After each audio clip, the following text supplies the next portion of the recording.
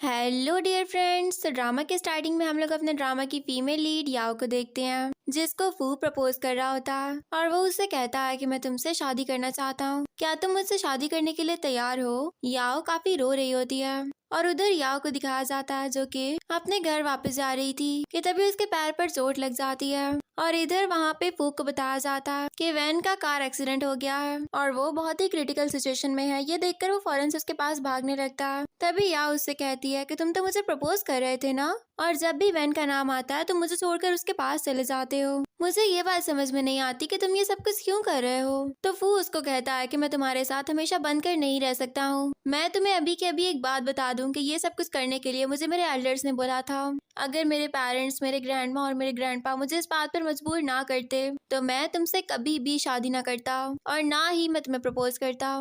तुम ये समझो कि मैं तुम पर एहसान कर रहा हूँ। ये सुनकर वो काफी सैड हो जाती है और फिर वो अपने दिल में कहती है कि मुझे पता था कि फू भी किसी और लड़की से लव करता है। यहाँ पर कोई भी मेरे लिए नहीं है क्योंकि हर कोई मुझे छोड़कर जा चुका है। फिर उसके बाद दूसरी तरफ जब वो जा रही होती है तो कुछ गुंडे उसके पास आते हैं। वो उसके साथ बैड बिहेवियर रखने ही वाले थे कि इतने में वो उनको बहुत ही बुरे तरीके से धो डालती है और फिर वो वहीं पर ही लेट जाती है। वो काफी थकी हुई थी। ये सब कुछ दूर से फेंग भी देख रहा होता है। तो फेंग फिर उसके पास जाता है और उससे कहता है कि तुम एक बहुत ही ब्रेव लड़की हो। कि इतने में डॉग आकर फेंग को धक्का देता है और उन दोनों की केस हो जाती है। ये देखकर वो दोनों काफी हैरान होते हैं। फिर याओ याओ उससे कहती है देखो तुम प्लीज अपनी औकात में रहो, मुझे ना तुम्हारी कोई जरूरत नहीं है, तो तुम अपने काम से काम रखो तो बेहतर होगा। फेंग कहता है कि मैं तुम्हारा सेवियर हूँ और तुम मेरे साथ ये सब कुछ करोगी। तो वो कहती है कि प्लीज मैं अपने लिए सब कुछ कर सकती हूँ, तुम्हें मेरा सेवियर बनने की कोई जरूरत नहीं थी। ये कह के वो वहाँ से चली जाती है। फिर इतने में वहाँ पर असिस्टेंट आकर फेंग को उसका कोड देता है और फेंग कहता है कि ये लड़की बहुत ही ज्यादा इंटरेस्टिंग है।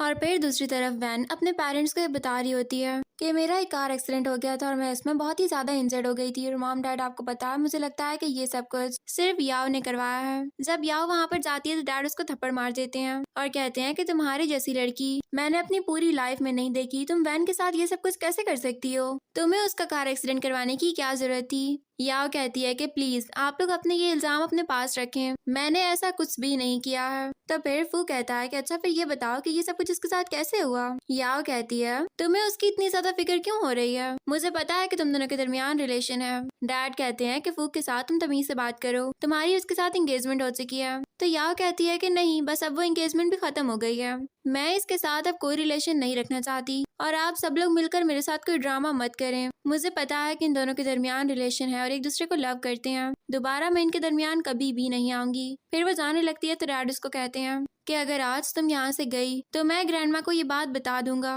और ग्रैंडमा ही चाहती थी कि तुम्हारी शादी फू से हो, तो इसलिए तुम सोच लो कि तुमने क्या करना है। तो फिर उसके बाद वो ग्रैंडमा के घर पे आती है और तभी उसको फ्लैशबैक सीन में दिखाया जाता है कि वो ग्रैंडमा को ईज कर रही होती है कि इतने में वहाँ पर ग्रैंडमा खुश होकर उससे कहती है कि तुम्हें पता है कभी भी तुम्हारा किसी से झगड़ा हो जाए या फिर तुम्हारे पास तुम्हारा अपना घर ना रहे, तुम मेरे घर पे आकर रह सकती हो। मैं जाने से पहले ये घर तुम्हारे नाम पे कर जाऊंगी। तुम्हें पता है कि तुम बहुत ही ज्यादा अच्छी मेरी ग्रैंडसन हो। ये सुनकर याओ भी स्माइल करती है। देन याओ यहाँ पर आग लगा देती है और वो वहाँ से जाने लगती है। तो वो देखती है कि वहाँ पर एक लड़का होता है। वो उससे कहती है कि तुम यहाँ पर क्या कर रहे हो। तो वो कहता है तुम्हें पता है ना कि मैं तुम्हारा सेवियर हूँ, तो तुम्हें फिर मेरी हेल्प करनी चाहिए। वैसे भी तुम यहाँ पर आग लगा चुकी हो और अगर कुछ हो गया और मुझे कोई इंजरी हो गई तो मैं यही कहूंगा कि यहाँ पर आग तुमने लगाई थी, तो तुम्हें मेरी हेल्प तो करनी ही पड़ेगी। तो फिर याओ उसको अपने साथ घर लेकर आती है और फिर वो उसके इंजरीज को चेक करने लगती है। वो कहता है कि तुम क्या देख रही हो। याओ कहती है तुम्हारी इंजरीज चेक कर रही हूँ, कहीं ऐसा ना हो कि तुम यहीं पे पड़े पड़े मर जाओ,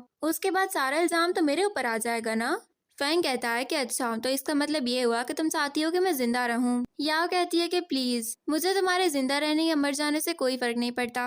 तो फिर उसके बाद वो नीचे गिरता है तो याओ याओ उसके ऊपर अपना पैर रख देती है और कहती है कि देखो जो ड्रामे तुम कर रहे हो ना वो करना बंद कर दो, क्योंकि मुझे इस चीज से सच में कोई फर्क नहीं पड़ता है। तभी वो फौरन से उठकर याओ के क्लोज आता है और इतने में वहाँ पर असिस्टेंट भी पहुंच जाता है। वो कहता है कि जब बॉस को ये सब कुछ करना था तो उन्होंने मुझे यहाँ पर क्यों बुलाया है, मैं अपनी ड्यूटी पे ठीक था, मुझे यहाँ पर आने की कोई जरूरत नहीं थी। फिर उसके बाद वो बॉस के पास जाता है और फैंग उसको कहता है कि जल्दी करो, मुझे सारी इंजरीज पर ऑइंटमेंट लगा कर दो। देन असिस्टेंट अपना काम करके वहाँ से चुप करके निकल जाता है। तो उसके बाद फैंग फिर याओ के पास जाता है और वो उससे कहता है कि देखो अब मैं तुम्हारे घर में तो आ ही गया हूँ, तो अब मुझे तुम्हारे पास ही रहना पड़ेगा। तो तुम एक काम करो, तुम मुझे बता दो कि मैं कहाँ पर रुक सकता हूँ, मैं वहीं पर ही रह जाऊंगा। और याओ को उसके ऊपर और भी ज्यादा गुस्सा आने लगता है और वो उससे कहती है कि प्लीज सबसे पहले तो तुम मुझसे दूर रहो, मेरे क्लोज आकर बात करने की तुम्हें कोई जरूरत नहीं है। और फिर उसके बाद याओ के पास मॉम की कॉल आती है और मॉम उसको कहती है कि तुम क्या गई थी ग्रैंडमा के घर पर, उनके घर को तुमने जला दिया है, वहाँ पर हर चीज जल चुकी है, ग्रैंडमा की कितनी यादें थी उस घर के साथ, लेकिन तुमने कुछ भी नहीं छोड़ा। तो याओ कहती है कि हाँ, क्योंकि मेरा बहुत दिल चाह रहा था उस घर को जलाने का, तो इसलिए मैंने जला दिया, इसमें कौन सी बड़ी बात है। तो मॉम कहती है कि तुम पागल हो चुकी हो क्या, मुझे लगता है कि तुम बिल्कुल विशियस बन चुकी हो, तुम्हें कोई और काम नहीं मिलता यहाँ पर करने के लिए जो तुम ये सारे काम किए जा रही हो। तो याओ कहती है कि मॉम अभी तो मैंने अपना स्टार्ट लिया है, आप देखिएगा कि मैं अपनी इस स्टोरी में किस तरह विलन का रोल प्ले करती हूँ, मैं किसी को भी नहीं छोड़ूंगी। ये कह के वो कॉल कट कर देती है। फैंग ये सब कुछ सुनकर स्माइल कर रहा होता है और उधर मॉम जब जाकर डैड को ये बात बताती हैं कि हाँ वो घर याओ ने जलाया है, तो डैड को ये सब कुछ सुनकर सफोकेशन फील होने लगती है। वैन और मॉम फौरन से उनको मेडिसिन देती हैं और उसके बाद डैड कहते हैं कि पता नहीं ये सब कुछ क्यों कर रही है वो, मुझे तो ये समझ में नहीं आ रहा। वैन तुम एक काम करो, तुम अपने इवेंट को अभी के लिए डिले कर दो, जब मेरी तबीयत बिल्कुल सही हो जाएगी तो मैं खुद तुम्हारा इवेंट रखूंगा और तब मैं तुम्हारी एंगेजमेंट जरूर करवा दूंगा। और फिर इतने में वहाँ पर फू पहुंच जाता है। वो वैन से कहता है कि क्या हुआ, तुम लोग इतने सैड क्यों हो, सब कुछ ठीक तो है ना। तो फिर वो उसको बताती है कि तुम्हें पता है कि याओ ने हमारी ग्रैंडमा का घर जला दिया है, पता नहीं वो लड़की क्या चाहती है, हम इस बात को समझ ही नहीं पा रहे। तो वो कहता है कि मुझे लगता है उसका दिमाग खराब हो चुका है, लेकिन तुम फिक्र मत करो, वो तुम लोगों के सामने जरूर अपोलोजाइज करेगी, मैं इस बात के लिए उसको मनाऊंगा।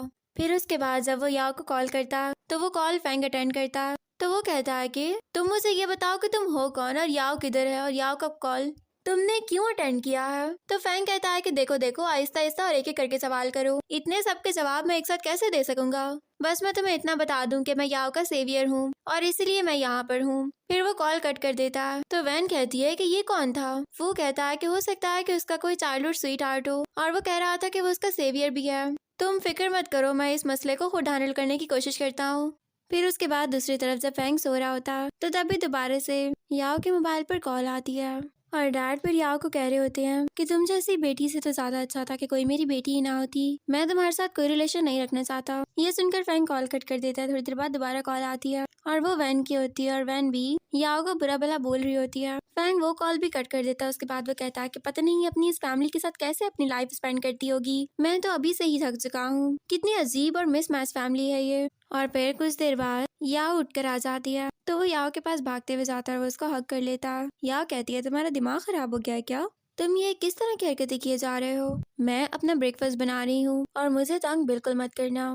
तो फैंग कहता है कि अच्छा लेकिन मेरा ब्रेकफास्ट कौन बनाएगा फिर। याओ कहती है कि मैं तुम्हारा कोई काम भी नहीं करूंगी। तो फैंग कहता है कि ठीक है मैं तुम्हें अपना ब्रेकफास्ट बनाने के 10 मिलियन दूंगा, अब तुम सोच लो कि तुम्हें बनाना है या फिर नहीं। ये सुनकर याओ की आंखें चमकने लग जाती हैं और वो कहती है कि ठीक है तुम एक काम करो, तुम यहाँ पर बैठो, मुझे सिर्फ 3 चीजें बनानी आती हैं और वो मैं जल्दी जल्दी तुम्हारे लिए बना कर ले आऊंगी। और फिर याओ सोचने लगती है कि अगर ये मुझे 20,000 भी एक मंथ का दे देना तो मेरे पास बहुत सारे पैसे जमा हो जाएंगे।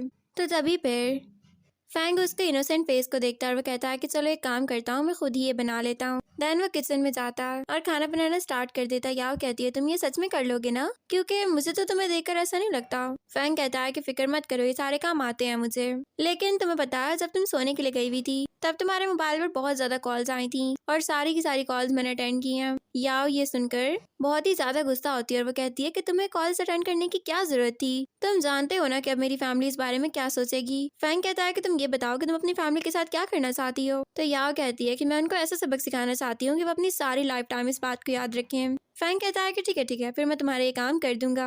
और फिर वो कॉल करके असिस्टेंट को कहता है कि लू फैमिली को बहुत ज्यादा तंग करो और उनका डाउनफॉल मैं देखना चाहता हूँ। और फिर अगले सीन में जब याओ जा रही होती है तो फैंग उसको अपने पास बुलाता है और कहता है कि मैं तुम्हें एक चीज दिखाना चाहता था। फिर वो उसको वीडियो दिखाता है जो कि असिस्टेंट ने बनाई थी और वो लू ग्रुप की होती है। वहाँ पर बहुत ही ज्यादा लोग जमा हुए थे और हर कोई बहुत ज्यादा प्रोटेस्ट कर रहा था। ये देखकर याओ बहुत ही ज्यादा खुश होती है और वो कहती है तुमने बहुत ही अच्छा काम किया है बॉस, अब तुम ये बताओ कि मैं तुम्हारे लिए क्या कर सकती हूँ। तो फैंग उसको कहता है कि चलो एक काम करो, तुम मुझे मसाज करो। तो वो उसको मसाज करने लगती है, लेकिन फैंग को जो इंजरीज आई हुई होती हैं उसकी वजह से उसको और पेन स्टार्ट हो जाता है। तो वो कहता है कि अच्छा एक काम करो, रुक जाओ और तुम ना अब मेरी एक बात और से सुनो। आज से तुम हमेशा से सोफे पर सोया करोगी और मैं अंदर बेड पर सोऊंगा।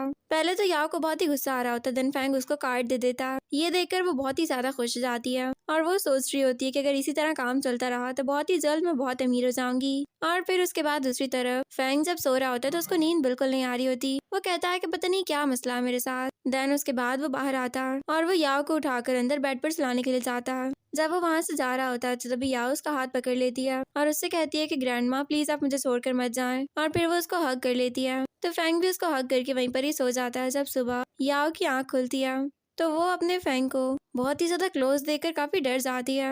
फैंग कहता है कि तुम्हें क्या हो गया, तुम इतना जोर जोर से क्यों चीखे जा रही हो। याओ कहती है कि ये बात तो तुम्हें करनी चाहिए, तुम मुझे यहाँ पर क्यों लेकर आए हो, मैं बाहर सोफे पर सो रही थी ना। और फिर तभी डोर बेल रिंग होती है तो फैंग जाने लगता है। या उसको कहती है रुक जाओ प्लीज, ये मेरा घर है और यहाँ पर मैं अपने काम खुद क्या करूंगी। फिर उसके बाद जब वो डोर ओपन करने जाती है तो वहाँ पर मॉम और वैन आई हुई होती हैं और मॉम फिर याओ को कहती हैं कि तुम्हें पता है कि तुम कितना बड़ा नुकसान कर चुकी हो। ग्रैंडमा के घर को आग लगाने की तुम्हें क्या जरूरत थी। तुम्हें पता है कि तुम्हारे डैड कितने ज्यादा गुस्से में और उनकी कितनी तबीयत खराब थी कल, तुम्हें इस बात का अंदाजा ही नहीं हो रहा है। तो याओ कहती है कि प्लीज मॉम, मैं आपसे ये सारी बातें सुनने के लिए यहाँ पर नहीं खड़ी हुई और मुझे सच में लू फैमिली की कोई परवाह नहीं है, उसके साथ जो होता है हो जाए। ये कह के वो डोर बंद कर देती है और फिर जब वो अंदर आती है तो फैंग उसी को ही देख रहा होता है। वो उसको देखते हुए किसी को कॉल करके प्लान समझाने लगता है और फिर दूसरी तरफ फैंग एक आदमी को बहुत ही ज्यादा टॉर्चर कर चुका होता है। वो आदमी कहता है कि मुझे कुछ नहीं पता, प्लीज मुझे यहाँ से जाने दो। लेकिन फैंग कहता है कि देखो प्लीज तुम मुझे बता दो कि क्या क्या हुआ था तो मैं तुम्हें छोड़ दूंगा, वरना मैं तुम्हें बहुत ही बुरी सजा दूंगा। फिर उसके बाद वो डंडा मंगवाता है और वो डंडा बहुत जोर से उस आदमी के लेग्स पर मार देता है। और फिर उसके बाद जब वो बाहर आता है तो उसके पास याओ का मैसेज आता है और याओ उसको कहती है कि मुझे बहुत ही ज्यादा भूख लग रही है, तो क्या तुम मेरे लिए स्नैक्स ले आओगे, देखो मैं तुम्हारा वेट कर रही हूँ, प्लीज जरा जल्दी आना। तभी असिस्टेंट आकर फैंग को कहता है कि आपकी अभी एक मीटिंग है और आपको फौरन उसके लिए निकलना होगा। तो फैंग कहता है कि थोड़ी देर के लिए मीटिंग को पोस्टपोन कर दो, पहले मैं घर जाऊंगा उसके बाद हम लोग मीटिंग अटेंड करेंगे। तो असिस्टेंट ये सोच रहा होता है कि हमारे बॉस को आखिर हो क्या गया है, जो कि पहले हमेशा काम करते रहते थे वो अब इतने चेंज कैसे हो सकते हैं। और दूसरी तरफ फिर फू कब से याओ के घर के बाहर खड़ा होता है और वो बार बार डोल रन कर रहा होता है। इतने में गार्ड आकर उसको घर से बाहर निकाल देता है। तो वो सोचता है कि मैं जानता हूँ कि याओ मुझे लाइक करती है और वो मुझे छोड़कर कभी भी नहीं जा सकती, मैं उसको अडोर करूंगा बहुत जल्द और मैं तब तक यहाँ पर खड़ा रहूंगा जब तक वो चली नहीं जाती। मुझे पता है कि कभी तो वो मुझे देखने के लिए आएगी। और उधर फिर जब फैंग लिफ्ट में जाता है तो मॉम और डैड से कहते हैं कि देखो हम तुम्हारे अंकल और आंट की तरह हैं और हम तुम्हें ये बात समझा रहे हैं कि तुम अपनी वाइफ की सेफ्टी का ख्याल रखा करो। उसके घर के बाहर एक लड़का आया था और वो कब से चीख रहा था, हम उसको देखकर बहुत ही ज्यादा डर गए थे, उसके बाद उसको गार्ड ने बाहर निकाल दिया था। तो फैंग कहता है कि जी वो बहुत ही ज्यादा प्यारी है इसलिए हर कोई उससे मिलने के लिए आ जाता है, लेकिन आप लोग फिक्र मत करें, मैं उसे जरूर बदला लूंगा। और फिर अगले सीन में वो सारे लोग भागते हुए फू के पास जाते हैं और वो उसको बहुत ही ज्यादा मारते हैं। फू कहता है कि आप लोग मुझे क्यों इतना मार रहे हैं। तो वो लोग कहते हैं क्योंकि तुम एक मैरिड लड़की को तंग कर रहे हो जबकि उसका हस्बैंड भी उसके घर पर ही है। वो कहता है कि नहीं ऐसी कोई बात नहीं है, वो मैरिड नहीं है बल्कि उसका फ्यूचर हस्बैंड मैं ही हूँ। तो वो सब उसको और भी ज्यादा मारना शुरू कर देते हैं और वो कहते हैं कि तुम्हें एक बात समझ में नहीं आती है क्या, हमसे तुम्हें कब से समझा रहे हैं तो तुम समझ जाओ ना, तुम उसके हस्बैंड नहीं हो सकते। और इधर फिर याओ को बहुत ही ज्यादा आवाजें आने लगती हैं। वो कहती है रुको एक मिनट, मैं जरा बाहर चेक करके आती हूँ कि ये क्या हो रहा है। तो तभी फैंग उसको रोक लेता है और कहता है तुम्हें तो बहुत भूख लग रही थी ना, चलो फिर मेरे साथ और ये स्नैक्स सारे के सारे खत्म करोगी तुम। फिर उसके बाद वो उसको डाइनिंग टेबल पर ले जाता है और उसके सामने वो स्नैक्स खोल कर रखता है और वो उसको खिलाता है। इतने में वहाँ पर डोरबेल रिंग होती है और वहाँ पर वो लेडी उनको कुछ सामान देने के लिए आई हुई होती है। वो सामान लेने के बाद याओ कहती है कि वैसे ना तुम्हारी कम्युनिकेशन स्किल्स मुझसे ज्यादा अच्छी हैं क्योंकि मैं यहाँ पर कब से रह रही हूँ और कोई भी अभी तक मेरा फ्रेंड नहीं बन सका और तुम यहाँ पर दूसरे दिन रहे हो और हर किसी से तुमने बात कर ली है, यहाँ तक कि हर कोई तुम्हें गिफ्ट्स भी देकर जा रहा है। फैंग कहता है कि देखो मेरा मुकाबला तो कोई नहीं कर सकता। फिर वो उसके क्लोज आने लगता है तो याओ कहती है कि मैंने ये बात भी नहीं कही थी, तुम्हें सोशल डिस्टेंस मेंटेन रखना होगा, ऐसे काम नहीं चल पाएगा। फिर उसके बाद वो याओ को कहता है कि मैं बस इतना चाहता हूँ कि तुम मुझसे शादी कर लो, तुम्हें पता है कि मुझे एक वाइफ की बहुत जरूरत है और तुमसे बेटर तो वो मुझे मिल ही नहीं सकती, तुम में वो सारी कैरेक्टरिस्टिक्स हैं जो कि मुझे एक वाइफ में चाहिए। याओ कहती है कि लेकिन मैं तुमसे शादी क्यों करूंगी, मैं तो ऐसा कभी भी नहीं करने वाली। तो फैंग कहता है कि देखो प्लीज तुम मेरी बात को समझो, तुम्हारे पेरेंट्स वैसे भी बिल्कुल अच्छे नहीं है और तुम्हें भी तो किसी सपोर्ट की जरूरत होगी ना, तो मैं हमेशा तुम्हें सपोर्ट करूंगा। याओ कहती है कि तुम बहुत तेज चल रहे हो, वैसे मैंने आज तक इतना कभी नहीं सोचा है। तो तभी फैंग स्माइल करता है, वो उसको फॉरहेड पर किस करके फौरन वहां से चला जाता है। और फिर अगले सीन में याओ अपनी फ्रेंड सू के साथ वहाँ पर बैठी हुई ड्रिंक कर रही होती है। तो सू कहती है कि देखो मुझे लगता है कि वो लड़का तुम्हारे साथ लॉयल होगा। तो याओ कहती है वो बहुत ज्यादा लॉयल है और लेकिन वो बहुत ही अजीब सी हरकतें करता है। उसके बाद वो उसको उसकी पिक्चर दिखाती है। सू कहती है कि क्या सच में ये तुम्हारा बीएफ बनने वाला है, लेकिन मुझे इस बात पे यकीन नहीं आ रहा। तुम्हें पता है कि ये सीईओ है अपनी कंपनी का। याओ कहती है कि हाँ पता नहीं ये कौन है, मैं इसके बारे में ज्यादा नहीं जानती, लेकिन बस ये मुझे सीड्यूस करना चाहता। अभी वो लोग बातें कर ही रहे होते हैं कि इतने में वहाँ पर कुछ गुंडे आ जाते हैं और वो उनके साथ बहुत ही अजीब बिहेवियर रखते हैं। वो सब लोग याओ को हिरास करने की कोशिश करते हैं और दूर से ये सब कुछ असिस्टेंट देख लेता है और वो फिर फैंग को भी बता देता है। फैंग फौरन से याओ की हेल्प करने के लिए जाता है और इधर याओ एक लड़के के सर में बॉटल दे मारती है। वो कहती है कि तुम्हें अपनी औकात में रहना चाहिए। तुम्हें क्या लगता है कि मैं इतनी कमजोर हूँ कि तुमसे डर कर भागने लग जाऊंगी? तो ऐसा कुछ नहीं होगा। फिर उसके बाद जब वो लड़का याओ को मारने वाला होता है तो फिर उसको फैंग रोक लेता है और फैंग उसको और भी ज्यादा मारता है। देन उसके बाद याओ कहती है कि इस लड़के की यही सजा है कि यहाँ पर जितनी भी बॉटल्स वाइन की रखी हैं ये सारी की सारी ड्रिंक करेगा, उसके बाद ही यहाँ से जा सकता है। तो फिर उसके बाद वो बैठा हुआ सारी की सारी बॉटल्स को ड्रिंक कर रहा होता है और वो बहुत ही ज्यादा ड्रंक भी हो चुका था। फिर उसके बाद फैंग याओ से कहता है कि चलो आज के लिए इतना काफी है, अब हम घर चल के बाकी बातें करते हैं। देन वो उसको उठाकर घर लेकर आ जाता है और वो उसको कहता है कि लाओ मैं चेक कर देता हूँ कि तुम्हें कोई चोट वगैरह तो नहीं लगी ना। तो याओ कहती है कि देखो प्लीज मेरे साथ ज्यादा फ्री होने की तुम्हें कोई जरूरत नहीं है, मैं बिल्कुल ठीक हूँ और मुझे कोई चोट भी नहीं लगी, बस तुम अपने काम से काम रखो और मुझे भूल जाओ तुम। तो फैंग कहता है कि ऐसा कुछ नहीं हो सकता। फिर तभी उसके पास असिस्टेंट की कॉल आती है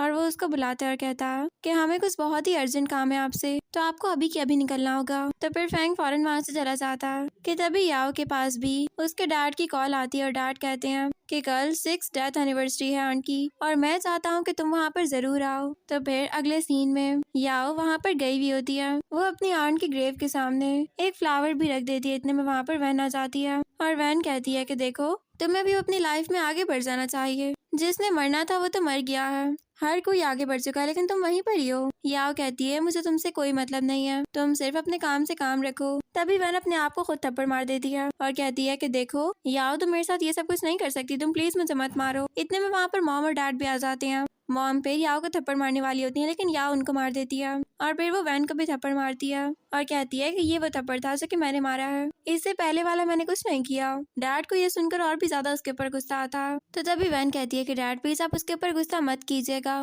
मैं नहीं चाहती कि उसको कोई इस बात पर हर्ट करे, मैं बिल्कुल ठीक हूँ, मुझे कुछ भी नहीं हुआ। इतने में वहाँ पर फू पहुँच जाता तो डैड कहते हैं फू तुम सबसे पहले वैन को हॉस्पिटल लेकर जाओ क्योंकि इसकी तबीयत बिल्कुल भी सही नहीं है। तो फू फिर वैन को उठाकर वहाँ से ले जाता है। फिर उसके बाद वहाँ पर याओ बारिश में भीग रही होती है और वो कहती है मुझे ऐसे लग रहा है मेरी लाइफ यहीं पर ही स्टॉप हो चुकी है। वो बहुत ही ज्यादा सैड होती है और तब वो बेहोश होने वाली थी तो इतने में वहाँ पर फैंग पहुँच जाता है, उसको संभाल लेता है। वो उससे कहता है कि फिक्र मत करो, मैं हमेशा तुम्हारे साथ ही रहूंगा।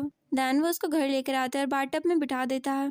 फिर वो उससे कहता है कि तुम शावर लेकर जल्दी से बाहर आ जाना। फिर उसके बाद जब वो बाहर आती है तो वो उसको सूप पिलाने लगता है कि इतने में डोरबेल रिंग होती है। याओ जैसे ही डोर ओपन करती है तो वहाँ पर फू आ जाता है। वो उसके साथ केक लेकर आया था क्योंकि आज याओ की बर्थडे होती है। याओ कहती है कि प्लीज मैं तुम्हारे इस केक में बिल्कुल भी इंटरेस्टेड नहीं हूँ। फिर वो डोर लॉक करने लगती है कि तभी वहाँ से फैंग याओ को बुलाता है। फू कहता है कि अंदर कौन है। फिर वो जबरदस्ती अंदर घुसकर देखता है तो वहाँ पर फैंग होता है। ये देखकर वो काफी हैरान होता है और फिर वो याओ से कहता है कि ये यहाँ पर क्या कर रहा है, इसको यहाँ पर नहीं होना चाहिए था। फिर उसके बाद याओ फैंग के साथ केक को कट करती है। फिर वो दोनों कहते हैं कि प्लीज अब तुम यहाँ से बाहर निकल जाओ क्योंकि ये टाइम हमारा है। फिर फोन दोनों को बुरा भला बोलने लगता है तो फैंग तभी उसको लात मार देता है और कहता है दोबारा इस तरह की बकवास हमारे सामने मत करना। और फिर फू सोचने लगता है कि मुझे लगता है अब याओ मेरे हाथ से निकल चुकी है और अगर ऐसा हुआ तो मेरे पास तो कुछ भी नहीं बचेगा। फिर वो याओ को कहता है कि प्लीज तुम मेरी बात को समझो। याओ कहती है अगर तुम्हें कोई इंजरी हो गई है तो तुम हॉस्पिटल जा सकते हो लेकिन प्लीज मेरे घर से निकल जाओ तुम बस। वो कहता है याओ याओ ये लड़का तुम्हें कभी भी सिंसियरली ट्रीट नहीं करेगा, ये बहुत ही ज्यादा बुरा है। तो फैंग तभी फू को घर से बाहर निकाल देता है और कहता है दोबारा इस तरह की बकवास मेरे सामने तुम करना भी नहीं। और फिर उसके बाद वो याओ याओ के पास जाता है और वो उसको नेकलेस देता है। याओ याओ कहती है कि ये तुम मेरे लिए लेकर आए हो। तो फैंग कहता है कि हाँ ये तुम्हारा बर्थडे गिफ्ट है, तुम्हें पसंद आया ना। फिर वो उसको वो नेकलेस पहनाता है और कहता है कि तुम्हारे साथ ये बहुत ही ज्यादा अच्छा लग रहा है। देन वो उसके क्लोज होने वाला था कि तभी याओ याओ उसको किस करके फौरन वहाँ से भाग जाती है। और फैंग ये सोचने लगता है कि हो सकता है अब मैंने याओ याओ के दिल में अपनी जगह बना ली हो, इस वजह से वो मेरे साथ इतना अच्छे से बिहेव कर रही है। फिर अगले सीन में याओ याओ अपना सूप खत्म करती है तो फैंग उससे कहता है कि मुझे ये बताओ कि तुम्हें मेरा गिफ्ट कैसा लगा था। याओ कहती है वो बहुत ही ज्यादा अच्छा था। फिर वो अपने दिल में कहती है तो इसका मतलब ये हुआ कि अब तुम मुझे हमेशा ऐसे गिफ्ट दिया करोगे, इस तरह तो मेरी आदत खराब हो जाएगी। और फिर फैंग उसको किस कर देता है तो तभी याओ उसको धक्का देती है और कहती है तुम्हें इस बात की परमिशन किसने दी है। देन वो फौरन वहाँ से भाग जाती है। और फिर अगले सीन में मॉम और डैड और फू बात कर रहे होते हैं। डैड कहते हैं कि याओ की बर्थडे आ चुकी है और मैं सोच रहा हूँ कि उसके लिए उसकी बर्थडे को सेलिब्रेट किया जाए। तो वो कहता है कि मैं चाहता हूँ कि आप उसकी बर्थडे पर ये बात भी अनाउंस कर दें कि हम दोनों की शादी बहुत ही जल्द होने वाली है। तो डैड फिर उसको ओके कर देते हैं। देन वो अपने दिल में कहता है कि बस अब बहुत हो गया याओ, मैं तुम्हें किसी और के साथ बर्दाश्त भी नहीं कर सकता। अब तुम देखो कि मैं जबरदस्ती तुमसे शादी कैसे करता हूँ। और फिर दूसरी तरफ मॉम याओ को यही बात कहने गई भी होती है कि तुम्हारे डैड ने तुम्हारी बर्थडे रखी है, तुम्हें वहाँ पर जरूर आना चाहिए और वो तुम्हारी मैरिज को भी फू के साथ अनाउंस करने वाले हैं उस दिन। ये सुनकर याओ काफी हैरान होती है और वो कहती है मैं ऐसा कभी नहीं करूंगी, मैं उस बर्थडे पार्टी में कभी नहीं आऊंगी। मॉम कहती है तुम पागल हो गई हो, सबसे पहले तुमने अपने ग्रैंड माँ का घर जला दिया, फिर तुम इस घर में आकर रहने लग गई हो, अब तुम ये चाहती हो कि हम तुम्हारी शादी भी ना करें। तो याओ अपने दिल में कहती है कि सॉरी ग्रैंड माँ, मैं ये सब कुछ नहीं करना चाहती थी, आपसे जुड़ी हुई चीजों को मैं अपने पास संभाल कर रखना चाहती थी, लेकिन ये सब कुछ करना मेरी मजबूरी थी। देन वो ग्लास तोड़ देती है। ये देखकर मॉम उसको बहुत ही ज्यादा गुस्सा करती हैं। और फिर अगले सीन में वो बहुत ही ज्यादा सैड बैठी हुई थी। तभी फैंग उसके पास जाता है और वो उससे कहता है कि क्या हुआ, तुम इतनी सैड क्यों बैठी हुई हो। तो वो कहती है तुम्हें पता है कि मेरी मॉम ने मेरी मैरिज फू के साथ अनाउंस करने का फैसला किया है बर्थडे बैंक्वेट में, और अब मुझे मॉम इनवाइट करने भी आई थी वहाँ पर, मैं वहाँ पर नहीं जाऊंगी। फैंग कहता है कि देखो तुम्हारी मॉम ने तुम्हें सिंसियरली इनवाइट किया था तो मुझे लगता है कि तुम्हें वहाँ पर चले जाना चाहिए, इसमें कोई गलत बात भी नहीं है। तो याओ कहती है कि सच में तुम्हें बुरा नहीं लग रहा इस सब बातों को सुनकर। तो फैंग कहता है कि मुझे क्यों बुरा लगेगा, बल्कि मैं तो खुद इस बैंक्वेट को अटेंड करने के लिए वहाँ पर आऊंगा और तुम बेफिक्र हो जाओ, मैं तुम्हें बिल्कुल भी डिसअपॉइंट नहीं करूंगा, तुम्हारे मॉम डैडी ये बात कभी भी नहीं कर पाएंगे। और फिर वो उसको हग कर लेता है। और फिर उसके बाद नेक्स्ट मॉर्निंग फैंग उसको उठाने के लिए भी वहाँ पर जाता है, लेकिन वो नहीं उठ रही होती। तो फिर वो उसके मुंह पर लेमन जूस गिराने लगता है। वो जैसे ही उसको टेस्ट करती है वो फौरन से उठकर बैठ जाती है और वो उसको केक करने ही वाली होती है, लेकिन उससे पहले फैंग उसको पकड़ लेता है। ये देखकर वो स्माइल करती है, देन वो उसको किस कर देती है। और फिर अगले सीन में वो दोनों साथ में बर्थडे पार्टी में आते हैं। वहाँ पर सबसे पहले फैंग याओ को अपनी फैमिली से इंट्रोड्यूस करवाता है। वो सबको कहता है कि ये मेरी फ्यूचर वाइफ है और आप लोगों को इसको एक्सेप्ट करना ही पड़ेगा। याओ ये मेरी स्टेप मॉम है, ये मेरे डैड हैं और ये मेरे ग्रैंडपा। तभी स्टेप मॉम कहती हैं कि हम इस लड़की को तो कभी भी अपनी डॉटर इन लॉ नहीं बना सकते हैं। तो फैंग कहता है कि आपसे किसी ने पूछा भी नहीं है, ये सिर्फ मेरा फैसला है जो कि मैं आप लोगों को सुना चुका हूँ। ये सुनकर ग्रैंडपा भी काफी गुस्से में आ जाते हैं। और फिर वहाँ पर कियान कहती है कि हमारी फैमिली में कोई भी आउटसाइडर अलाउ तो बिल्कुल नहीं है। तो याओ कहती है कि ठीक है, फिर इस फैमिली ने तुम्हें कैसे रखा हुआ है, क्योंकि तुम और तुम्हारी मॉम भी तो एक आउटसाइडर ही हो ना। फिर जब कियान उसको मारने के लिए आगे बढ़ने वाली थी तो तभी याओ उसके ऊपर ड्रिंक गिरा देती है। और फिर वो फैंग से कहती है कि ये लड़की मुझसे बहुत ज्यादा जेलस हो रही है, प्लीज इसको तुम मुझसे दूर कर दो तो अच्छा होगा। फिर उसके बाद फैंग सबको अनाउंस कर देता कि अब कोई भी याओ के साथ बुरा बिहेवियर नहीं रखेगा। तभी फिर डैड याओ को कहते हैं कि मैं तुम्हारी सारी की सारी लू फैमिली को मार डालूंगा, खत्म कर दूंगा सब कुछ, तुम्हारे पास कुछ भी नहीं बचेगा, अभी भी मौका है, वापस चली जाओ। तो याओ कहती है कि देखें अंकल, मैं खुद भी अपनी फैमिली से बहुत परेशान हूँ, आप एक काम करें कि उन सबको ही खत्म कर दें, मुझे उनमें से कोई भी नहीं चाहिए। तो फिर डैड ये सोचने लगते हैं कि इस लड़की की तो कोई भी वीकनेस नहीं है, हम लोग इसको कैसे खत्म कर सकते हैं। और फिर उधर ग्रैंडपा फैंग से बात कर रहे होते हैं। ग्रैंडपा कहते हैं कि हमारी फैमिली में ऐसा कभी भी नहीं हुआ कि कोई आउट ऑफ कास्ट अपनी शादी करे, तो हम लोग तुम्हारे साथ भी ये सब नहीं होने देंगे, वरना मैं तुम्हारे 10% शेयर्स भी ले लूंगा। तो फैंग कहता है कि ग्रैंडपा वो सारे के सारे मेरे नाम पर हो चुके हैं, तो आप वो कैसे ले सकते हैं मुझसे। फिर उसके बाद जब वो नीचे आता है तो वो देखता है कि स्टेप मॉम याओ को बोल रही होती है कि तुम्हें बहुत ही जल्द इस फैमिली से निकलवा कर रहूंगी, बस तुम देखती जाओ अब। तो वो भी कहती है कि मैं भी आपको दिखाऊंगी कि मैं इस फैमिली से कहीं नहीं जाने वाली। फिर उसके बाद वो फैंग के पास आ जाती है और वो दोनों बातें करने लगते हैं। फिर अगले सीन में याओ अपनी फैमिली के पास जाती है और वो उनसे कहती है कि क्या हुआ, आप लोग मुझे याद कर रहे थे। डैड कहते हैं कि तुम अच्छे टाइम पर आई हो। देन वो अनाउंस करते हैं कि मैं बहुत ही जल्द फू और याओ की एंगेजमेंट तय करने वाला हूँ और इनकी शादी भी बहुत ही जल्द की जाएगी। और तभी वहाँ पर स्क्रीन पर दिखाया जाता है कि फू और वैन दोनों एक दूसरे को किस कर रहे होते हैं। ये देखकर वहाँ पर सारे गेस्ट ये कहने लगते हैं कि हमें तो नहीं लगता कि मिस्टर यू कभी भी याओ के साथ सिंसियर रह सकता। फू हमें तो एक चीटर और एक स्कम्बैग इंसान लगता है। फिर फू कहता है कि याओ तुम मेरी बात सुनो, लेकिन याओ तभी उसको थप्पड़ मार देती है और फू भी फिर वैन को थप्पड़ मारता है और कहता है ये सब कुछ तुम्हारी वजह से हुआ। तो फिर इतने में वहाँ पर फैंग आ जाता है और वो कहता है कि मेरे बगैर तो ये बर्थडे पार्टी हो ही नहीं सकती है। उसको वहाँ पर देखकर याओ काफी खुश होती है और उसके पास जाने लगती है कि तभी फू उन दोनों के दरमियान आकर खड़ा हो जाता है। तो याओ फिर फू को धक्का देती है। फू कहता है कि याओ तुम सच में ये चाहती हो? तुम मुझे छोड़कर किसी और के पास कैसे जा सकती हो? याओ कहती है जैसे तुम मुझे छोड़कर किसी और के पास गए थे, मैं भी वैसे किसी और के पास जा सकती हूँ। फिर उसके बाद फैंग वहाँ पर अपने गार्ड्स को बुलाता है और उन गार्ड्स के पास 19 गिफ्ट्स होते हैं। मॉम कहती है कि आज उसकी 19 बर्थडे है तो इसीलिए उसके गिफ्ट्स भी 19 है। फिर उसके बाद वहाँ पर एक मेड एक जेड ब्रेसलेट लेकर आती है। मॉम कहती है कि नहीं नहीं, ये वो ब्रेसलेट नहीं है, ये दूसरा है। तो याओ कहती है कि यही वो ब्रेसलेट है जो कि आपने मेरी ग्रैंड मदर का चुराया था और अब तो ये मुझे वापस मिल ही चुका है। देन वो सबको अनाउंस करती है कि मैं आप लोगों को बता देती हूँ, मैं 6 साल की थी जब मेरी ग्रैंड माँ की डेथ हो गई थी और मेरे पेरेंट्स ने मेरे साथ बहुत ही बुरा सलूक किया। इन लोगों ने मुझे बहुत ज्यादा मारा और मुझे बहुत ही बुली करते थे ये लोग। फिर उसके बाद जब मैं 18 ईयर्स की हुई थी तो इन लोगों ने मुझे घर से निकाल दिया था, मुझे कहीं और रहना पड़ा। मैंने बहुत ही लाइफ में सफर किया है और अब ये जो मेरी स्टेप मदर है ये मुझसे ये ब्रेसलेट भी छीनना चाहती हैं। और मैं आप लोगों को एक और बात बता दूं, अपने डैड की एक मैं ही बायोलॉजिकल डॉटर हूँ। ये जो दूसरी लड़की खड़ी है वैन, ये मेरे डैड की अडॉप्टेड डॉटर है, लेकिन इन्होंने कभी भी अपनी बायोलॉजिकल डॉटर को वो प्यार दिया ही नहीं है जो कि ये अपनी अडॉप्टेड डॉटर को देते हैं। फिर उसके बाद वहाँ पर सब लोग लू फैमिली को बहुत ही बुरा भला बोलने लगते हैं। फिर उसके बाद याओ वहाँ से जाने लगती है तो मॉम उससे सॉरी करती हैं। वो कहती हैं मैंने तुम्हें कभी भी वो लव नहीं दिया जो कि मैं वैन को देती हूँ, क्योंकि इसकी हेल्थ बचपन से बहुत ही पुअर रहती थी तो बस मैं उसका ख्याल रखते रखते उसी की साइड पर हो गई थी और मैं तुम्हारा ख्याल रखना भूल गई, प्लीज तुम उसके लिए मुझे माफ कर देना। लेकिन याओ उसकी बात का कोई भी रिप्लाई नहीं करती और चुप करके वहाँ से निकल जाती है। ये देखकर मॉम बहुत ही रोती हैं। फिर कार में आने के बाद फैंग याओ को कहता है कि मैंने तुम्हारे लिए बहुत ही अच्छा कुछ प्लान करके रखा है और मैं चाहता हूँ कि वो मैं तुम्हें दे दूँ,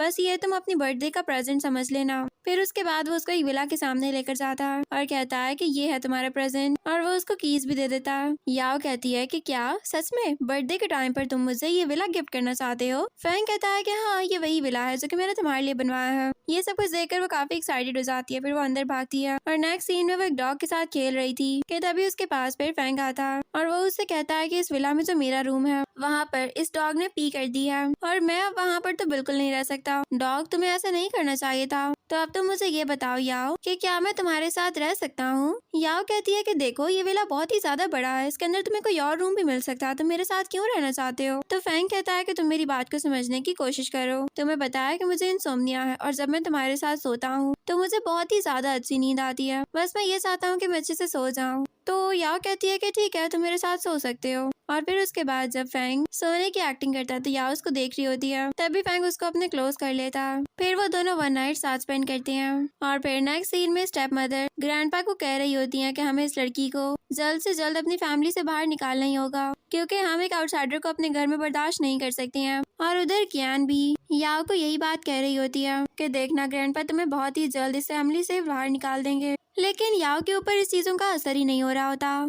फिर उसके बाद वो याओ को कहती है कि तुम्हें पता है कि फैंग तुमसे कभी भी शादी नहीं करेगा, वो सिर्फ तुम्हें बेवकूफ बना रहा है। तो याओ फिर फैंग को कॉल करती है और उसको कहती है कि यहाँ पर कोई लड़की खड़ी हुई है, उसका नाम कियान है और वो मेरे साथ बहुत ही बदतमीजी कर रही है, मैं क्या करूँ? क्या तुम इस लड़की को जानते हो? तो फैंग कहता है कि नहीं, मैं तो किसी कियान नामी लड़की को नहीं जानता। याओ कहती है इसका मतलब है कियान तुम एक फ्रॉड लड़की हो। उसके बाद गार्ड्स उसको पकड़कर वहाँ से बाहर निकाल देते हैं और फिर अगले सीन में फैंग याओ को बताता है कि कियान मेरी मदर की बेस्ट फ्रेंड है और इस वजह से वो बहुत ज्यादा हमारे घर पे होती है। तो याओ उसको बताती है कि तुम्हें पता है कि मेरी मॉम का नाम भी कियान है और मैं तुम्हें बताती हूँ कि एक दफा जब मैं अपने पियानो क्लास के लिए जाने वाली थी तो तभी वैन ने मुझे सीढ़ियों से धक्का दे दिया था, मुझे बहुत ज्यादा इंजरी आई थी और तब मैंने अपनी मॉम को वहाँ पर बुलाया था। मैंने अपनी मॉम को कहा था कि मुझे धक्का वैन ने दिया है, लेकिन मेरी मॉम ने जब वैन को देखा तो वैन बहुत ही इनोसेंट बन गई थी और उसने मेरे साथ ड्रामा करने की कोशिश की। तो मॉम कहती थी मुझसे कि मैं उनके सामने ये सारी चीजों का ड्रामा ना करूं। तुम जानते हो कि उस वक्त मुझे बहुत ही ज्यादा चोट लगी थी, लेकिन मेरी मॉम ने मेरी बात का बिलीव नहीं किया। वो बस यही कहती रही कि मैं अपनी सिस्टर को इस सब में ना फंसाऊं, जबकि गलती सिर्फ और सिर्फ मेरी है। अब तुम मुझे ये बताओ कि मुझे वैन से नफरत होगी ना?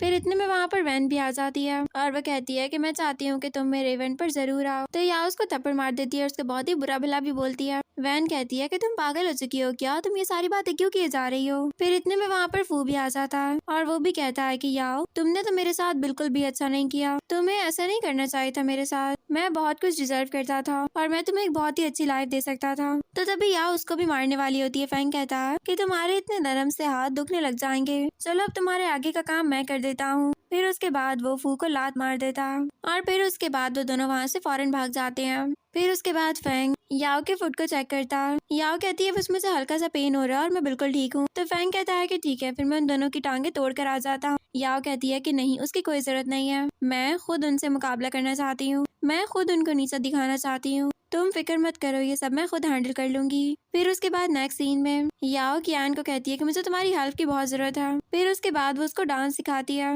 तो वो कहती है कि ये डांस तो बहुत ही ज्यादा अच्छा है और तुम्हारे ये जो स्टेप्स हैं ये भी बहुत बेस्ट हैं। अब तुम मुझे ये बता दो कि ये डांस तुम मुझसे क्यों करवाना चाहती हो। तो याओ कहती है कि बस मैं ये चाहती हूँ कि मेरी जगह पर ये डांस शो में तुम करना और उसको डांस करते हुए वहाँ पर याओ भी देख लेती है। तो कियान उसको देखकर स्माइल करती है। देन वैन उसके पास आती है और उससे कहती है कि मैंने तुम्हारा डांस देखा और मुझे बहुत ही ज्यादा अच्छा लगा, क्या मैं तुम्हारे की डांस खरीद सकती हूँ, तुम किसी और स्टेप्स पर प्रैक्टिस कर लेना। तो कियान कहती है कि नहीं सॉरी, मैंने इस डांस पर बहुत मेहनत की है और अब मैं शो में इसको परफॉर्म करना चाहती हूँ। तो वैन कहती है कि ठीक है, मैंने तुम्हारा टाइम वेस्ट किया, उसके लिए सॉरी, ये कह के वो चली जाती है और चुप कर फिर वो उसके सारे डांस के हर एक स्टेप की वीडियोस रिकॉर्ड कर रही थी ताकि वो उसे सीख कर वो शो अपने नाम कर सके। और फिर अगले सीन में जब सब लोग उस शो में जाते हैं तो वहाँ पर वैन अपनी डांस परफॉर्मेंस करती है, वो सबको बहुत ही ज्यादा अच्छी लगती है और मॉम और डैड कहते हैं कि हमारी बेटी बहुत ही ज्यादा टैलेंटेड है। इतने में वहाँ पर एक लड़की कहती है कि क्या ये तुम्हारा अपना काम था, ये जितने भी स्टेप्स और मूव्स थे क्या ये तुम्हारे अपने थे। तो वैन कहती है कि हाँ, ये सब कुछ मेरा अपना था। तभी वो लड़की एक वीडियो दिखाती है सबको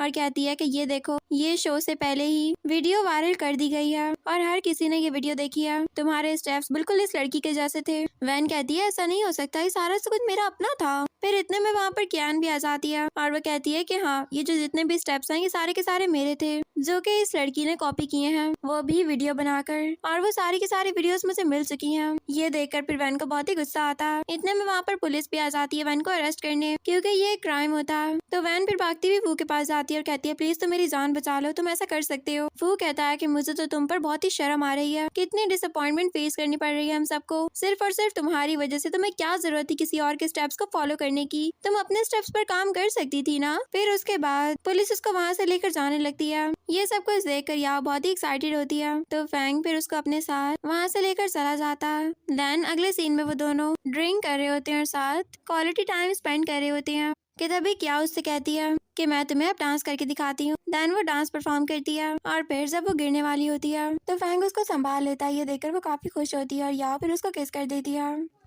और फिर अगले दिन जब उसकी आंख खुलती है तो वो याद करती है कि कल उनके साथ क्या हुआ था और फिर वो उसको मैसेज करती है कि बस तुमने मुझसे मिलने के लिए जल्दी आ जाना। फ्रैंक उसको कहता है कि ठीक है मैं जल्दी आ जाऊंगा। ये सब कुछ देखकर असिस्टेंट को बिल्कुल भी यकीन नहीं आता कि फ्रैंक का इस लड़की के साथ रिलेशन इतना स्ट्रांग हो गया। और फिर उसके बाद वहाँ पर याओ के मॉम और डैड भी आ जाते हैं। मॉम और डैड उससे सॉरी करते हैं और वैन के बारे में बात करते हैं। वो कह रहे होते हैं कि प्लीज हमारी बेटी को जेल से निकलवा दो, लेकिन याओ ये सब कुछ करने से मना कर देती है और मॉम डैड नाराज होकर चले जाते हैं। उसके बाद फिर याओ कियान के साथ ही प्लान बनाती है कि हम लोग अब नेक्स्ट डांस परफॉर्मेंस की प्रैक्टिस करेंगे, लेकिन याओ के माइंड में कोई आइडियाज नहीं आ रहे होते। कियान कहती है कि आप फिक्र मत करें, हम दोनों मिलकर काम करेंगे ना तो आइडियाज खुद ही निकल आएंगे। और फिर उसके बाद याओ फैंग से मिलने के लिए जाती है। याओ उससे कहती है कि क्या तुम्हारे डैड और ग्रैंडपा को पता है कि तुम मुझसे यहाँ पर मिलने आए हो। फैंग कहता है कि वो इस बारे में कुछ नहीं जानते। तो याओ फिर स्माइल करती है। तभी फैंग के पास कॉल आती है और उसको कहा जाता है कि ग्रैंडपा की 70th बर्थडे है और हम वो सेलिब्रेट भी कर रहे हैं, तो तुम्हें वहाँ पर जल्द आना है। याओ कहती है कि ठीक है, हम लोग जल्दी आ जाएंगे। और अगले सीन में फिर वो दोनों ग्रैंडपा के पास जाते हैं। ग्रैंडपा ये सोच रहे होते हैं कि क्या ये लोग सच में मुझे बर्थडे विश करने आए होंगे। तो फिर वो दोनों उनके पास जाते हैं और ग्रैंडपा फिर फैंग से कहते हैं कि मैंने तुमसे अकेले में कुछ बात करनी है। तो याओ वहाँ से चली जाती है और दूसरी तरफ याओ एक रूम में जाती है। वहाँ पर वो कुछ देर छुपकर स्टेप मॉम और अपने डैड की बातें को सुनती रहती है। फिर उसके बाद वो अंदर जाकर वायलिन लेकर आ जाती है। देन वो वायलिन फैंग को दिखाती है और कहती है ये तुम्हारी मदर की निशानी है ना, तो मैं नहीं चाहती थी कि ये किसी और के घर पर रहे, ये तुम अपने पास रखोगे हमेशा के लिए। तो फैंग कहता है कि अगर मेरी मॉम जिंदा होती और वो तुम्हें इस तरह से देखती तो वो बहुत ही ज्यादा खुश होती। देन वो उसको किस कर देता है। इतने में वहाँ पर ग्रैंडपा आ जाते हैं। तो फैंग कहता है कि ग्रैंडपा हम फिर कभी दोबारा आएंगे। देन वो दोनों वहाँ से चले जाते हैं और ग्रैंडपा ये सोचते हैं कि मैंने ऐसा क्या कर दिया है कि आजकल की यंग जनरेशन भी मुझसे भागने लगी है। और फिर दूसरी तरफ जब फैंग याओ को घर वापस लेकर आता है तो वो उसको अपनी मॉम के बारे में बता रहा होता है तो याओ कहती है कि मेरी मॉम भी बहुत ही अच्छी थी। फैंग कहता है कि मैं जानता हूँ कि तुमने भी अपनी लाइफ को हार्डशिप्स में गुजारा होगा। तो फिर याओ उससे कहती है तुम्हें पता है कि मेरे साथ लाइफ ने बहुत ज्यादा बुरा किया था। मेरे जितने भी रिलेशनशिप्स जो कि मेरे साथ सिंसियर थे वो मुझे बहुत ही जल्द छोड़कर जा चुके थे। तुम्हें पता है कि इस यंग लाइफ तक मैंने बहुत दफा अपने आप को छत पर खड़ा किया है और मैं बहुत ज्यादा सोचती थी कि मैं नीचे कूद जाऊंगी। बहुत दफा मैंने ये सोचा लेकिन कभी भी मेरे अंदर इतनी हिम्मत नहीं हुई और उसके बाद लाइफ ने मुझे वो सब कुछ दिया जो कि मैं डिजर्व करती थी। तो फिर फैंग उसको कंसोल करता और कहता है कि मैं मानता हूँ कि लाइफ ने तुम्हें बहुत सफर करवाया है लेकिन तुम्हें पता है कि तुम्हारी सबसे अच्छी एबिलिटी क्या है कि तुमने उस सारे सफर को फेस किया, तुमने उन सारी हार्डशिप्स को बर्दाश्त किया, तुमने अपने आप को जम करने से रोके रखा और फिर तुमने हर किसी को काइंडनेस दी, तुमने हर किसी के साथ अच्छा किया। तुम्हारी यही सबसे बड़ी खूबी है और ये तुम्हें बहुत ही ऊपर तक लेकर जाएगी। और फिर अगले सीन में याओ सू के साथ बातें करी होती है। इतने में उसको वहाँ पर फू नजर आ जाता है जो कि उसको फ्लावर सेंड करता है। तो वो उसके पास जाने लगती है। फैंग उसको कहता ये मैं देखकर बहुत ही जालिस हो रहा हूँ और मैं ये बात बिल्कुल बर्दाश्त नहीं करूंगा कि तुम किसी और के पास जाओ। याओ कहती है ये मेरा प्लान है, तुम इस वक्त जाओ यहाँ से। फिर उसके बाद वो फू के पास जाती है। फू उससे कहता है कि मैं तुमसे शादी करना चाहता हूँ, प्लीज मुझे इनकार मत करना। तो वो कहती है कि ठीक है, पहले तुम अपनी आंखें बंद करो, मेरे पास तुम्हारे लिए एक सरप्राइज है। देन वो उसकी आंखों पर पट्टी बांध देती है और उससे कहती है कि चलो अब किस करो। और इतने में वहाँ पर एक और ट्रांसजेंडर पहुंच चुका होता है और वो उसको किस कर देता है और इस सब की वीडियो सू बना लेती है। फिर उसके बाद जब वो अपनी आंखों से पट्टी हटाता है तो वो ये देखकर बहुत ही ज्यादा हैरान होता है कि वहाँ पर कोई और था। फिर सू उससे कहती है कि हमने तुम्हारा बहुत ही अच्छा मोमेंट रिकॉर्ड कर लिया है और तुम्हें पता है हमें ये देखकर बहुत ही खुशी हुई। फिर इतने में वहाँ पर गार्ड आकर फू को वहाँ से लेकर चले जाते हैं। एंड देन फैंग फिर याओ के पास आता है। जब वो दोनों घर जाते हैं तो फैंग याओ के क्लोज आता है और वो उससे कहता है कि तुम्हें किसी और ने फ्लावर्स दिए, ये देखकर मैं काफी जेलस फील कर रहा हूँ और मुझे बहुत ही बुरा लग रहा है। फिर उसके बाद वो दोनों वन नाइट साथ स्पेंड करते हैं। नेक्स्ट मॉर्निंग पर याओ फैंग से लड़ने लग जाती है। वो कहती है कि तुम एक बहुत ही बुरे इंसान हो और मैं तुम्हारे साथ अब नहीं रहना चाहती। तो फैंग उससे कहता है कि प्लीज तुम मुझे माफ कर दो, मैं यहाँ पर तुम्हें एक और चीज दिखाता हूँ। फिर वो उसको कुछ पिक्चर्स दिखाता है और अगले सीन में फिर सू और याओ दोबारा से अपने डांस स्टेप की प्रैक्टिस कर रही होती हैं। तो फिर उसके बाद याओ कहती है कि हम लोगों को मिलकर बहुत ही हार्ड वर्क करना होगा ताकि हर किसी को हमारा डांस बहुत ही अच्छा लगे। तभी याओ के पास कॉल आती है और उसको बताया जाता है कि आज वैन को जेल से रिलीज कर दिया जाएगा। ये सुनकर वो कहती है कि ठीक है, आज मैं उसको खुद ही पिक करने जाऊंगी। और फिर अगले सीन में वो वैन से मिलने के लिए जाती है। वैन उससे कहती है कि तुमने मेरे साथ बिल्कुल भी अच्छा नहीं किया, बस मुझे बाहर निकलने दो, उसके बाद मैं देखती हूँ कि तुम मुझसे किस तरह से बच सकती हो। अब तो मैं तुम्हें बिल्कुल भी नहीं छोड़ूंगी। और फिर अगले सीन में वैन मॉम के पास जाती है और वो मॉम को कहती है कि आपको पता है कि मेरी लेग्स बहुत ही बुरी तरह से इंजर्ड हुई हैं और अब तो मैं कभी भी डांस प्रैक्टिस नहीं कर पाऊंगी मॉम। ये सब कुछ देखकर मुझे बहुत ही डिसअपॉइंटमेंट हो रही है। मॉम कहती है कि कोई बात नहीं, तुम याओ याओ से सॉरी करना, मुझे पता है कि वो तुम्हें जरूर माफ कर देगी, वो बहुत ही ज्यादा अच्छी है। और फिर अगले सीन में फैंग और याओ एक साथ होते हैं। तो तभी याओ के पास मॉम की कॉल आती है और मॉम कहती है कि एक बर्थडे पार्टी आने वाली है और तुम उसमें जरूर आना। तो फिर फैंग कहता है कि याओ तैयारी कर लेना, हम लोग वहाँ पर चलेंगे। फिर वो उसको किस कर देता है और इधर मॉम और डैड यही बात कर रहे होते हैं कि याओ हमसे बहुत दूर जा चुकी है, इतना कि हम उसको वापस कभी नहीं लेकर आ सकते। फिर मॉम कहती हैं कि कितनी देर हो चुकी है और अभी तक याओ वापस ही नहीं आई है, क्या वो आज आना भी चाहती है या फिर नहीं। इतने में उनको बाहर से कुछ आवाजें आती हैं। वो लोग जैसे ही बाहर जाते हैं तो वहाँ पर फैंग का असिस्टेंट और कुछ गार्ड्स आए हुए होते हैं। उनके पास एक फोटो भी होती है और असिस्टेंट कहता है कि आपको पता है आपकी ये जो अडॉप्टेड डॉटर है ना, ये असल में आपके हस्बैंड की बेटी है और इस औरत की जो कि आपके हस्बैंड की एक्स गर्लफ्रेंड थी और ये आपके हस्बैंड के पास आपकी बेटी को छोड़कर चली गए थे। उसके बाद आपके हस्बैंड ने आपको ये रियलाइज करवाया कि उनकी अडॉप्टेड डॉटर है और इस तरह से ये सारा खेल चलता रहा है। ये सुनकर मॉम काफी हैरान होती हैं। फिर उसके बाद वो उस फोटो को फौरन से नीचे फेंक देती हैं और फिर वैन के पास जाकर उसके ऊपर बहुत ही गुस्सा करती हैं। वैन कहती है कि आप अगर मेरे डैड की लाइफ में ना आई होती तो आज मेरे डैड की लाइफ बहुत ही ज्यादा अच्छी होती और आपको पता है कि मैं इस घर की सबसे रिचेस्ट हेयर होती, लेकिन आपके आने के बाद और याओ के पैदा हो जाने के बाद सब कुछ खराब हो गया था। मैं इस सब का आपसे बदला लेना चाहती थी और आपने भी अपनी बेटी को हमेशा रियून किया,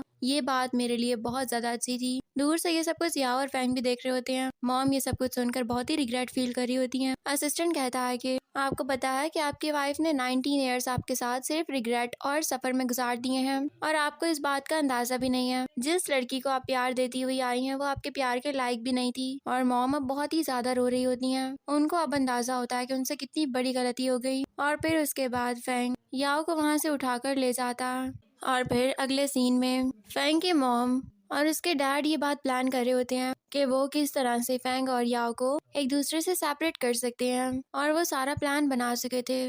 और फिर अगले सीन में फैंग और याओ दोनों ही फैंग के घर पर जाते हैं ताकि वो लोग ग्रैंडपा से मिल सकें। फैंग वहाँ से चला जाता है और याओ के सामने स्टेप मदर आ जाती हैं। वो उसको कहती हैं कि तुम बहुत ही जल्द इस घर से निकाल दी जाओगी, बस ये तुम्हारा कुछ दिन है जो कि तुम यहाँ पर रहकर गुजार रही हो, उसके बाद सब कुछ खत्म होने वाला है। और की भी याओ को बहुत ही बुरा भला बोलती है, तो याओ फिर उसको थप्पड़ मारती है। फिर इतने में वहाँ पर एक आदमी आकर उनको बताता है कि फैंग यहाँ से जा चुके हैं, याओ आपको भी यहाँ से चले जाना चाहिए, फैंग ने मुझसे यही बात कही है। तो वो कहती है कि अच्छा, लेकिन उसने तो मुझसे कुछ नहीं कहा था ऐसा। फिर वो उसको कॉल मिलाने लगती है, लेकिन फैंग उसकी कॉल भी अटेंड नहीं कर रहा था। उसको लगता है कि कुछ ना कुछ गड़बड़ जरूर है। वो फौरन से भागती हुई ऊपर जाती है और एक रूम में वो एक आदमी के पास जाती है जिसका नाम हु होता है। वो उसके नेक पर नाइफ रख के कहती है, मुझे अभी के अभी बता दो कि फैंग किधर है। वो कहता है कि मैं जानता हूँ कि तुम दोनों एक दूसरे से लव करते हो, लेकिन जरूरी तो नहीं है ना कि हर लव आज पर तुम लोगों को मिल जाया करे। कुछ स्टोरीज की एंडिंग सैड भी हुआ करती है। तो याओ कहती है कि मुझे बताओ कि वो किधर है, वरना अभी के अभी मैं तुम्हारे सर को तन से जुदा कर दूंगी।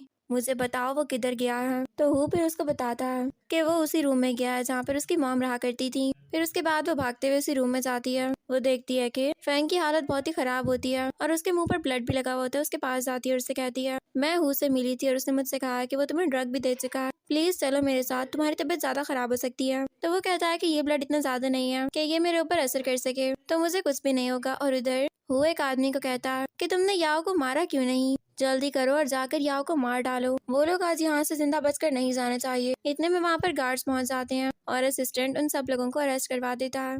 और फिर अगले सीन में फैंग और याओ बातें कर रहे होते हैं। इतने में वहाँ पर असिस्टेंट पहुँच जाता है और वो फिर फैंग के लिए मेडिसिन निकालने लगता है। देन जब वो सब लोग घर वापस आते हैं तो फैंग फिर फुटेज देखता है जिसके अंदर ये बात क्लियर होती है कि उसकी फैमिली के प्लान्स की वजह से याओ याओ की जान जाते जाते बची है। तो फिर वो उनसे कहता है कि आप लोग मुझे ये बताएं कि आप लोग याओ याओ को मारना किस लिए चाहते हैं, वो आप लोगों को क्या नुकसान पहुंचा रही थी। तो अंकल कहते हैं कि मेरी एक बात को तुम गौर से सुन लो, हम लोगों ने सब कुछ प्लान करके रखा था तुम्हें उस लड़की से दूर करने के लिए, यहाँ तक कि हमने याओ के लिए कार भी प्रिपेयर करके रखी थी। जब हमने उसको कहा था कि तुम घर जा चुकी हो और वो घर चली जाए, तो हम लोग उसको उसी कार में भेजने चाहते थे और उस कार के अंदर बॉम्ब भी लगा था। वो कभी भी वापस ना आ सकती, लेकिन वो उस कार में नहीं गई और इस तरह उसकी जान बच गई। हमें ये सब कुछ बिल्कुल भी बर्दाश्त नहीं हुआ। फैंग कहता है कि अच्छा, प्लान आप लोगों ने बहुत अच्छा बनाया था, बस मसला ये है कि याओ ने उस प्लान को फॉलो नहीं करने दिया आप लोगों को और उसने मुझे ढूंढ लिया। जब उसने मुझे ढूंढ लिया तो तब आप लोगों का प्लान फेल हो गया, लेकिन अब आप लोग बच तो नहीं पाएंगे, आप लोगों को जेल की सलाखों के पीछे जाना ही होगा।